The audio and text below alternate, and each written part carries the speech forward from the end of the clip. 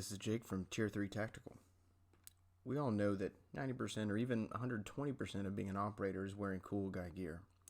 I mean, even Dick Marcinko couldn't operate with a glow belt on. Don't dispute me. This is a fact. In this video, we're going to talk about a complete loadout for a SEAL Team 6 operator, more properly called a Naval Special Warfare Development Group operator. Sometimes you'll hear them say Devgru. We're going to talk about the type of equipment they're issued, what they're currently wearing, so you can impress everyone at your next airsoft tournament. For the purposes of this article, we've restricted ourselves to the type of equipment an assaulter would wear in a direct action mission. They're issued tons of gear, and we're not going to talk about every possible thing they might carry. So we're going to narrow this down a little bit and talk about just what they might be wearing on a helo and for that type of mission. There's going to be a full list of this equipment. It's going to be linked in the description below. Without further ado, let's check it out. Let's talk about those helmet systems. These are by far the most expensive systems that an operator is going to be wearing. Right up front, the total cost for what they're currently wearing is $45,937.60. So they're basically wearing a nice Corvette on their head. But you know, doctors do say your grape is pretty important, so maybe it's worth it. The helmet they're wearing is going to be some variant of the Ops Corps Maritime, either a high cut or super high cut. Those change from time to time in photo to photo. In terms of what they wear on that helmet, you often see a Mantis strobe, as well as a light mount, an Ops Corps counterweight, and then the most common NVG mount you're going to see is the Wilcox L4. And then as far as ear protection goes, you're looking at some version of the Peltor Contact 3, with some of them wearing even newer Peltor hearing protection. That seems to be more popular in USASOC and some of the other special operations commands. But there's quite a mix depending on what photos you look at. The biggest ticket item that we're going to see are the L3 ground panoramic night vision goggles that they're wearing. These are the famous quad tube goggles that give you a wide field of vision at night. They are incredibly expensive, coming in right around $40,000 just by themselves. And that's really going to put a crimp on your LARPing budget. Now we're going to talk about the plate carrier and armor that they're going to be wearing. Total costs for these systems are going to be right around $10,000. Most Tier 1 guys are wearing a wide variety of plate carriers.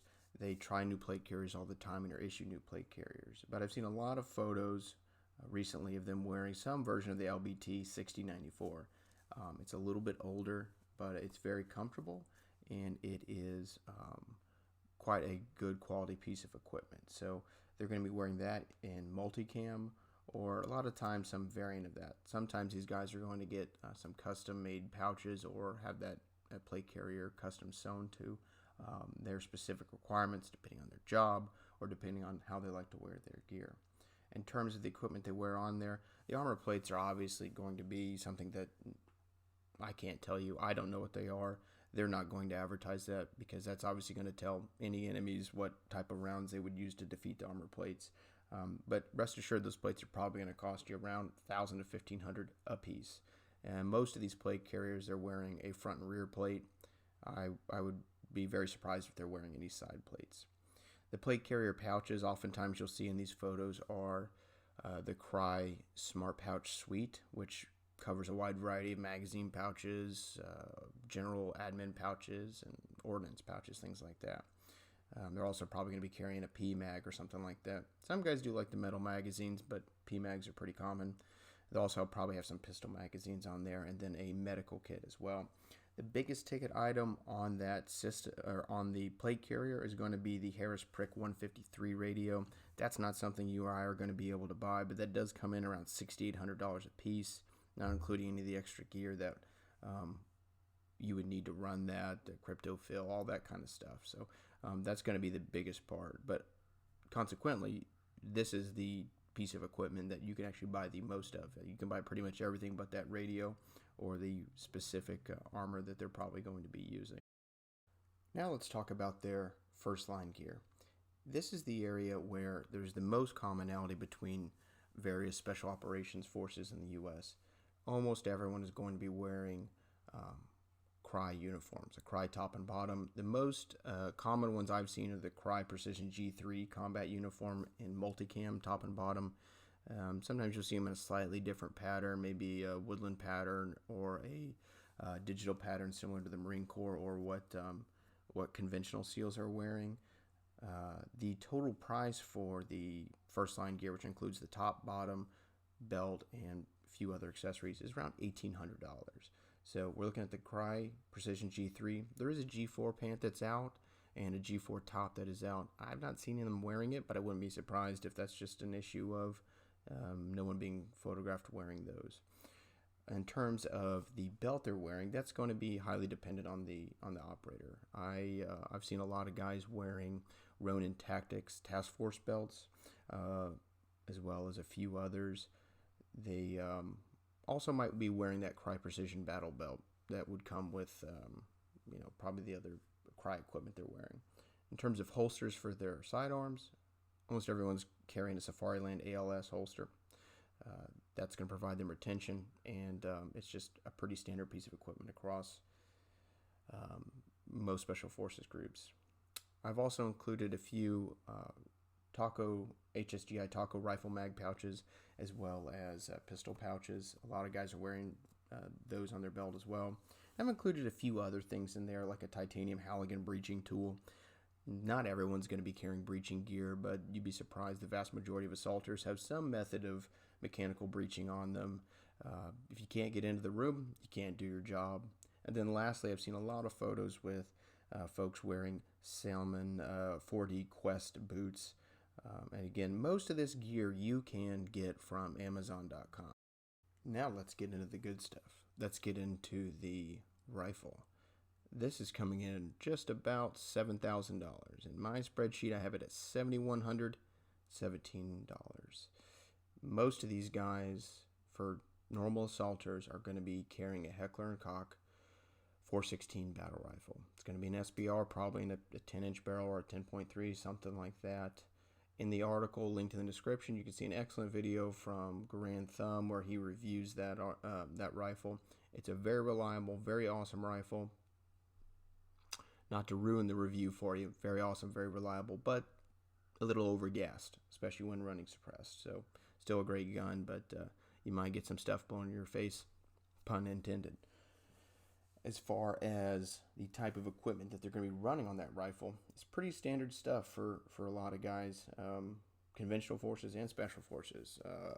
I've seen a lot of guys still rocking the Eotech hybrid sight, so it's going to be a red dot heads-up sight, and then it's going to have a swing-out 3x magnifier. This is a very flexible sight. It allows you to engage close targets quickly with a large field of view, and then you've got the magnifier for shots out to 300-400 yards. Easily achievable with that sighting system. A lot of guys are still running the PEC 15 IR and visible aiming laser. Those have been around for 10 plus years. They're still a great piece of equipment, very tough, and they work very well, which is why they're still using them. Most of the guys I've seen in photos are also using the Surefire SOCOM 556 RC suppressor. It's a shorter suppressor, very tough, and it's a very common one seen on the end of their firearms as well. Again, slings, in terms of sling usage, that's going to be highly dependent. Guys tend to favor, I would say, 2-point slings, so I've included a VTech 2-point sling in there. I've used it, seen a lot of photos of people using it. Great piece of gear. Definitely worth checking that out. And then in terms of lights, you're probably looking at something like a Surefire Scout light as well. Now we're going to talk about the pistol setup. Again, like any weapons, Devgru is one of those units that has a wide ability to choose the weapons and tailor them to their mission. So they're going to pick what they like, what they're comfortable shooting, and what will get the job done. But most commonly, you're going to see a Glock 19 with a red dot on it, possibly a compensator, something like a Roland Special for those of you gun nerds out there.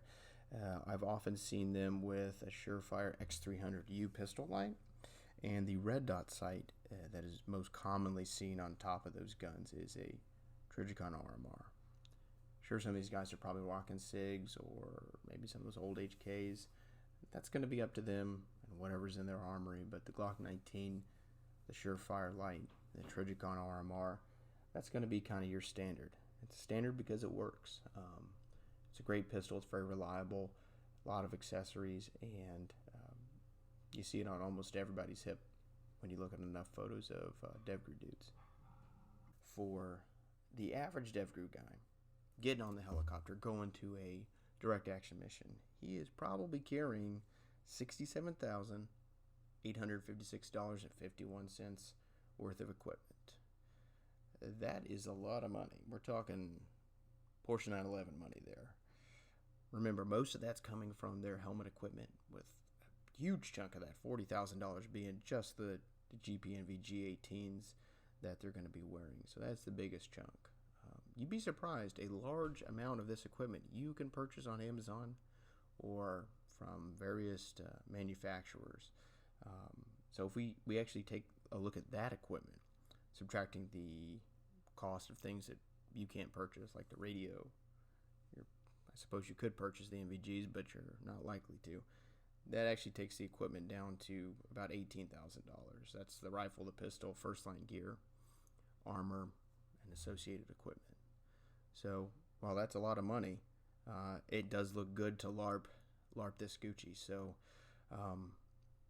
check out the article and the links in the description below, and you can get a full list of everything and where you can get it. But hey, it costs a lot of money to look that good. If you like this kind of video, be sure to like and subscribe. It helps out. And hopefully we'll be putting out a few more of these regularly this year. This is a new thing we're going to be trying out. If you like us, if you like what we want to do, if you want to see some different types of videos, leave a comment below and I will check it out. Thank you.